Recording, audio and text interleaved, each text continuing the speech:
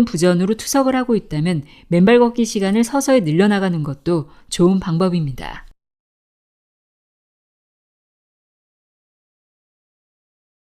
생로병사의 열쇠, 활성산소. 모든 인류가 염원하는 것은 무병장수일 것입니다. 이러한 소망을 이루고자 최근 수많은 과학자가 노화의 원인을 연구하면서 가장 설득력 있게 발표한 학설의 주인공은 활성산소입니다. 활성산소란 무엇이고 자유전자와 어떤 관련이 있는지를 알게 되면 맨발 걷기가 더욱 즐거워집니다. 노화에 대한 다양한 주장 중 가장 설득력이 있는 것으로 인정되는 학설은 노화의 원인 물질은 활성산소이다입니다. 활성산소는 왜 발생하며 지구에 존재하는 마이너스 전자와 어떻게 밀접한 관련이 있는지를 이해하면 24시간 땅과의 접촉이 우리의 생사를 좌우한다는 것을 알게 됩니다. 각종 질병은 세포와 조직의 노화로 발생하지만 그 원인은 몸속에서 생성되는 강력한 산화력을 가진 활성산소입니다. 활성산소를 가장 쉽게 이해하기 위한 예로는 사과와 쇠붙이가 있습니다. 껍질을 깎은 사과를 공기 중에 노출시키면 금세 갈색으로 변색되고 물 묻은 쇠붙이를 방치해두면 녹이 슬어버립니다. 이는 공기 중의 산소로 산화된 결과인데 필요 이상으로 과잉 생성된 활성산소는 이보다 더욱 강력한 산화력이 있어서 몸속의 지방과 단백질을 산화 변질시켜 우리의 건강을 위협하고 있습니다. 그렇다면 몸속의 활성산소는 어떻게 생성되는 것일까요? 사람은 공기 중에 산소를 흡입해 에너지를 만들어 생명을 유지하고 있는데 호흡으로 흡입된 산소의 약 2에서 3%가 활성산소로 바뀝니다. 활성산소는 몸속으로 침입한 각종 병원균을 물리쳐 우리의 생명을 보호하는 역할을 합니다. 활성산소가 없으면 우리 몸은 순식간에 병원균에 침범당해 목숨을 잃고 마는데 인간과 동물은 이러한 사태를 방지하기 위해 몸속에 활성산소를 만들어내는 시스템을 갖추고 있습니다. 활성산소는 몸을 보호하기 위해 끊임없이 생성되고 있지만 평소 적정량이 생성되면 전혀 문제가 발생하지 않습니다. 인체의 균형이 무너지고 활성산소가 과잉 생성되면 노화와 질병을 일으키는 해로운 역할을 하게 됩니다. 이러한 유해성 때문에 활성산소를 독성산소라고 부르기도 합니다. 생명활동을 유지하기 위해서는 일정량의 활성산소가 필요하지만 가공식품과 산성식품 위주의 식생활은 필요 이상의 활성산소를 몸속에서 만들어내고 엎친 데 덮친 격으로 주변 환경이 활성산소를 더욱 많이 생성되도록 부추기고 있습니다. 활성산소들은 100만 분의 1초라는 매우 짧은 시간만 존재했다가 사라졌다가 다시 생성되는 물질이므로 몸에 축적되지는 않지만 다른 물질을 공격하는 포악한 성질이 있습니다. 자신의 생활 공간을 모조리 파괴할 뿐 아니라 이웃집에 무단 침입해 남의 가정을 파괴하고 잇따라 연쇄 반응을 일으키는 흉악범이라고 할 수 있습니다. 이러한 활성산소의 파트너 역할을 하는 마이너스 전자를 공급하면 순식간에 얌전해져 폭력성은 사라집니다. 활성산소의 마이너스 전자를 공급하는 대표적인 물질이 몸속의 슈퍼옥사이드 디스뮤타제 효소로 준말로는 SOD입니다. SOD는 몸속에서 활성산소가 과잉으로 발생하면 자신이 갖고 있는 마이너스 전자를 공급해 진정시킵니다. 이처럼 SOD는 세포가 산화되지 않게 예방해주는 역할을 하므로 항산화제라고도 불립니다. 항산화제 SOD가 제 기능을 발휘하지 못하면 활성산소가 맨 먼저 공격하는 것은 산화되기 쉬운 불포화 지방산입니다. 인체를 구성하는 기본 단위인 세포를 둘러싸 보호하고 있는 세포막은 지질이 평균 70% 정도를 차지하는데 치매와 관련 있는 뇌세포는 대부분 불포화 지방산으로 형성돼 있어 활성산소의 공격을 받기 쉽습니다. 구멍 뚫린 벽돌 모양의 불포화 지방산으로 구성된 뇌세포는 활성산소의 공격을 받으면 쉽게 망가지는 구조로 되어 있습니다. 뇌세포의 세포막은 대부분 구멍이 많이 뚫린 DHA로 구성되어 있어 활성산소라는 총알이 쉽게 통과할 수 있습니다. 이러한 구조는 활성산소의 공격을 받으면 뇌세포가 쉽게 망가지기 때문에 활성산소가 많이 생성될수록 치매가 쉽게 발생하게 됩니다. 활성산소의 공격을 받아 과산화 지질로 변질된 세포막은 서서히 너덜너덜해져 제 기능을 발휘하지 못합니다. 마침내 활성산소가 기능이 상실된 무방비 상태의 세포막을 뚫고 세포 내부로 침입해 유전자가 담긴 DNA까지 손상하면서 암을 비롯해 온갖 질병을 유발하는 것입니다. 포악해진 활성산소에 마이너스 전자를 공급하는 물질로는 SOD 외에 비타민과 미네랄이 있습니다. 대부분의 비타민은 불에 약해 쉽게 파괴되기 때문에 가능하면 날 것으로 섭취해야 마이너스 전자를 제대로 공급할 수 있습니다. 비타민도 시간과 환경의 영향에 따라 변질되면서 파괴됩니다. 그러나 땅에 존재하는 마이너스 전자는 영원히 변하지 않으며 저장된 양도 무궁무진합니다. 맨땅은 24시간 무료로 개방되어 있으며 남의 간섭을 받지 않고 언제든지 마이너스 전자를 무한대로 공급받을 수 있는 참으로 고마운 곳입니다.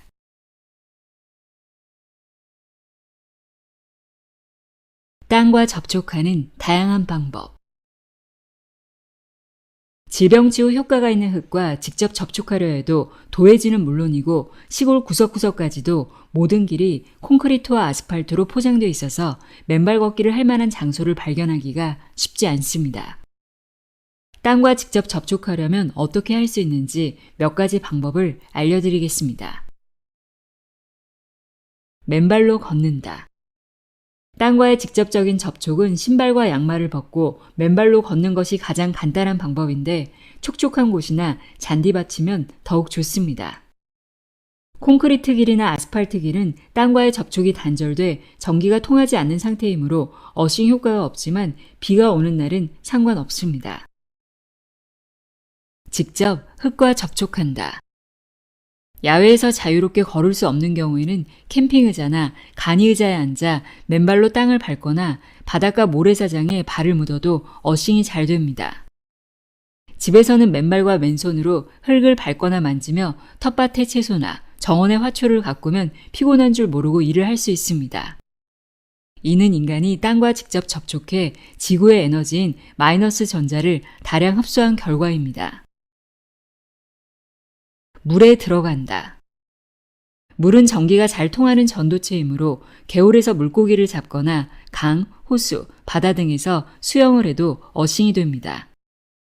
이렇게 할 수 없는 상황이라면 물가를 철벅거리며 걷기만 해도 어싱이 되며 집에서 목욕할 때 샤워기가 목욕물에 잠겨 있으면 샤워기를 통해서도 어싱이 됩니다.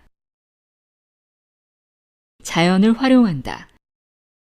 촉촉한 정원, 운동장, 잔디밭을 맨발로 걷는 것이 가장 좋은 방법이지만 맨손으로 풀이나 나무를 만져도 땅과 간접적인 접촉이 됩니다.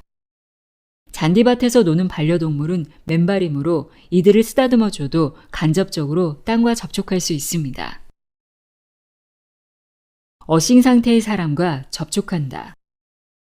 요즘 외국의 일부 병원 또는 마사지샵에서는 맨발로 땅과 접촉할 기회가 없는 사람을 위해 의사나 마사지사 자신이 어싱이 된 상태로 환자나 고객을 맞이하는 곳이 있습니다. 고객을 상대하는 마사지사는 에너지를 보충하기 위해 대부분 건강보조식품에 의존하는 경향이 있는데 땅과 접촉해 마사지하면 자신의 에너지를 빼앗기지 않는다는 것을 경험할 수 있습니다. 맨발 걷기의 유의사항. 야외에서의 맨발 걷기가 건강에 좋다고 해서 준비도 없이 하다가 건강을 해치는 경우가 있으므로 약간의 기초 지식을 갖출 필요가 있습니다. 발 건강의 중요성. 인간의 발은 신체 중에서 차지하는 비율이 2%에 불과하지만 나머지 98%의 신체를 지탱하는 몸의 뿌리 역할을 합니다. 한쪽 발에는 26개의 뼈, 32개의 근육과 힘줄, 107개의 인대가 얽혀 있어 걸을 때마다 체중의 1.5배에 해당하는 하중이 발에 가해집니다. 하루에 많게는 10,000번 이상의 걸음을 내디디며 충격을 줘도 불평 한마디 하지 않고 신체를 묵묵히 떠받쳐주는 고마운 조직입니다. 또한 심장과 가장 멀리 떨어져 있으면서도 발까지 내려온 혈액을 다시 올려보내는 제2의 심장 역할을 하기도 합니다. 하지만 교통수단의 발달로 많이 걷지 않아 발의 근력이 줄어들고 외적 아름다움만을 추구하느라 발에 맞지 않는 신발을 신는 탓에 발 건강에 적신호가 켜졌습니다. 발에 다양한 문제가 생겼는데도 그대로 방치하면 걷거나 뛰는 등의 일상생활이 힘들어지고 심폐 기능이 저하돼 면역력이 낮아질 뿐 아니라 뇌 건강에도 영향을 미쳐 치매가 일찍 발생할 수도 있습니다. 발 건강부터 체크한다. 나무가 곱고 크게 성장하려면 뿌리와 밑동이 튼튼해야 하는 것과 같이 사람이 평생 건강하고 바른 체형을 유지하려면 발이 건강해야 합니다. 맨발로 걷기 전에 자신의 발 건강 상태를 먼저 체크해뒀다가 시간이 지남에 따라 어떻게 좋아지는지 확인하는 것도 맨발 걷기에 도움이 됩니다. 맨발 걷기 체크리스트. 발바닥이 평발이다. 팔자 걸음을 걷는다. 무지 외반증이 있다. 소지 내반증이 있다. 족저 근막염이 있다. 보폭이 예전보다 좁다. 발톱이 살을 파고든다. 발에서 냄새가 많이 난다. 저녁 때가 되면 발이 붓는다. 걷는 속도가 예전보다 느리다. 계단에서 자주 걸려 넘어진다. 무릎이 아파 오래 걷지 못한다. 걸을 때 가끔 두 발이 뒤엉킨다. 겨울이 되면 발 뒤꿈치가 갈라진다. 발바닥 전체에 각질이 심하게 많다. 맨발로 땅을 밟으면 발바닥이 아프다. 발가락 사이나 발톱 밑에 무좀이 있다. 모든 발가락 사이에 4개의 손가락을 끼우면 아프다. 위 18가지 항목 중 체크한 것이 많을수록 발 건강에 적신호가 켜져 있는 것으로 받아들이되 맨발 걷기 운동을 꾸준히 하면 개선된다는 희망을 갖고 열심히 실천하시기를 권합니다. 팔자 걸음부터 고친다. 걸어갈 때 발이 안쪽으로 향하는 안짱걸음은 허벅지뼈나 정강이뼈가 안쪽으로 뒤틀려 생기는 경우가 많습니다. 기저귀 때문에 생긴 어린이의 안짱걸음은 성장하면서 대부분 저절로 호전되지만 10%가량은 그대로 지속됩니다. 성인의 경우 고관절이 앞으로 뒤틀어져 오래 걸을 때 아킬레스건을 충분히 쓰지 못하게 되고 발목과 무릎 관절에 통증이 자주 발생합니다. 한편 팔자걸음은 걸을 때 발의 각도가 바깥쪽으로 15도 이상 벌어진 상태로 허리를 뒤로 젖히면서 걷게 함으로써 척추관이 좁아지고 척추 후관절의 염증을 일으키며 골반이 틀어집니다. 팔자걸음의 원인 중 70%는 양반 다리로 앉는 생활 습관 때문에 발생하고 30%는 복부 비만이 심하거나 허벅지 안쪽에 살이 많은 경우에 발생합니다. 집을 지을 때 기초가 평평하지 않으면 집이 한쪽으로 기우는 것처럼 안짱걸음과 팔자걸음은 몸 전체를 틀어지게 합니다. 11자와 비슷하게 똑바로 걷는 습관을 가져야 맨발 걷기를 즐겁게 오랫동안 할 수 있습니다. 팔자걸음과 안짱걸음을 고치려면 운동장이나 모래사장에 직선으로 줄을 긋고 그 줄에 따라 똑바로 걷는 연습을 추천합니다. 처음에는 발목을 비롯해 다리 전체가 아프기도 하지만 건물이 똑바로 서기 위해서는 기초가 수평이 돼야 하듯이 사람도 똑바로 걸어야 맨발 걷기를 오래 할 수 있다는 점을 염두에 두고 꾸준히 연습해서 교정하시기 바랍니다. 몸 상태를 미리 기록해 둔다. 땅과의 접촉 효과를 확인하기 위해서는 미리 몸 상태를 체크해 두는 것이 좋습니다. 체중, 허리둘레, 손톱의 반달 모양, 발 뒤꿈치 갈라짐, 피부 건조 상태 등의 변화는 물론 아픈 곳의 상태를 일기 형태로 기록해 둡니다. 그리고 혈액 검사를 해서 혈당, 당화혈색소, 콜레스테롤, 단백뇨 배출, 간 기능 등의 수치를 기록해 뒀다가 1개월 단위로 체크해 보는 것입니다. 자신의 건강 상태가 어떻게 좋아지고 있는지를 확인하면 꾸준히 하고 싶은 마음이 생깁니다. 파상풍 예방 주사를 맞는다. 맨발 걷기 운동이 건강에 좋다고 딱딱한 운동장을 맨발로 걷다가 가시에 찔려 곱는 바람에 중단한 사람도 의외로 많습니다. 예방이 치료보다 100배는 낫다라는 말이 있습니다. 맨발 걷기는 신발을 신지 않고 맨땅을 걷는 운동이므로 주변에 뾰족한 물건 등이 없는지 항상 살펴봐야 합니다. 딱딱한 학교 운동장이든 바닷가의 부드러운 모래사장이든 날카로운 물체가 있기 때문에 면역력이 약하다고 생각되면 미리 파상풍 예방주사를 맞고 맨발 걷기를 시작하는 것이 좋습니다. 맨발 걷기로 면역력이 향상되면 날카로운 물체에 찔려도 금세 상처가 아물며 낫는 경험을 하게 됩니다. 풀밭의 진드기를 조심한다. 반려견이 잔디밭이나 풀밭에서 뒹굴면 진드기가 달라붙기도 하는데 사람에게도 달라붙으므로 조심해야 합니다. 면역력이 약한 사람이 진드기에 물리면 감염되는 쯔쯔 가무시병은 40도가 넘는 고열과 함께 오한 발진 등을 동반합니다. 뚜렷한 치료약이 없기 때문에 감염자의 18% 정도가 목숨을 잃기도 하므로 야외의 풀밭에 앉거나 눕고 싶을 때는 땅과 접촉할 수 있는 어식 매트를 활용하는 것이 좋습니다. 되도록이면 바닷가가 좋다. 처음으로 맨발 걷기를 할 때는 되도록 바닷가가 좋다라고 권하는 데는 그만한 이유가 있습니다. 공기가 맑은 바닷가는 도시의 공원에 비해 음이온이 더 많고 소금이 녹아있어 맨땅보다 전기가 수백 배나 잘 통하므로 바닷가의 모래찜질, 모래성 쌓기, 수영 등을 즐기면서 어싱을 하는 것이 좋습니다. 바닷가에서는 발이 푹푹 빠지는 모래사장을 밟기 때문에 땅에 닿지 않는 발바닥의 아치 부분에도 자극을 줘 딱딱한 땅을 밟는 것보다 지압 효과가 훨씬 큽니다. 더욱이 평지보다 칼로리가 많이 소모되므로 다이어트 효과도 땅에 비해 2배 이상 나타납니다. 찰랑거리는 바닷물을 밟으며 맨발 걷기를 꾸준히 하면 발가락 사이의 무좀은 물론이고 엄지발톱 밑에 무좀까지 없어지는 경험을 하게 됩니다. 맨발 걷기가 끝나면 찬물로 씻는다. 맨발 걷기를 오래 한 사람은 추운 겨울철의 눈밭도 거부감 없이 걸을 수 있지만 맨발 걷기가 끝나면 찬물로 발을 씻는 것이 좋습니다. 찬물로 씻으면 처음에는 차갑게 느껴지지만 5분쯤 지나면 오히려 발이 훈훈해지는데 이는 혈액순환이 잘 되고 있다는 증거입니다. 겨울철의 동상을 예방하기 위해서는 차가워진 맨발을 갑자기 따뜻한 물에 담그기보다는 먼저 찬물로 씻은 후 미지근한 물에 담그는 것이 좋습니다. 어식용 신발로 겨울철 동상을 예방한다. 맨발 걷기를 오랫동안 한 사람은 겨울철에도 양말의 밑바닥에 구멍을 뚫어 신고 맨발 걷기를 하는데 만약 맨발 걷기를 시작한 지 얼마 되지 않아 동상이 걱정된다면 어식용 신발을 활용하는 것이 좋습니다. 어식용 신발은 땅과의 접촉이 가능하도록 전기가 잘 통하는 구리봉을 신발 바닥에 박아 만든 제품으로 동상이 염려되는 겨울철에 안성맞춤입니다. 하지만 발바닥 지압 효과는 맨발과는 비교가 되지 않을 정도로 매우 적습니다. 충분한 양의 물을 마신다. 노인이 되면 갈증 센서가 제대로 작동하지 않기 때문에 하루 종일 물을 마시지 않아도 목이 마르지 않습니다.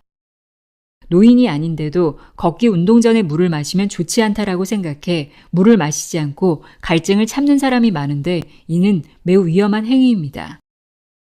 걷기 시작하면 활발한 신진대사로 체온이 높아지고 에너지 소모가 많아지며 수분 증발로 혈액량이 줄어듭니다. 혈액량이 줄어들면 혈액의 점도가 높아져 고혈압과 뇌졸중으로 이어지므로 탈수를 예방하기 위해서는 충분한 양의 물과 적당량의 소금을 섭취해야 합니다.